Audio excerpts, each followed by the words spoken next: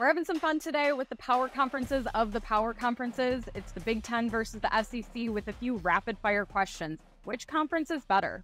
This year, it's the SEC. Once you go 4, 5, 6 deep, that's when the SEC really sort of flexes its muscles. I think historically, it's the SEC. I think this year the conversation gets a little bit tighter. Both conferences have a couple national championship contenders. Which conference has the best team and who is it? I think it's Georgia. I think there are good arguments to be made for Ohio State and Oregon. I put them in that top tier of championship contenders. But if I have to pick one, I think Georgia's the best team. I'm going to use the other two teams that he mentioned. Maybe that's a cop-out, and it's not one team.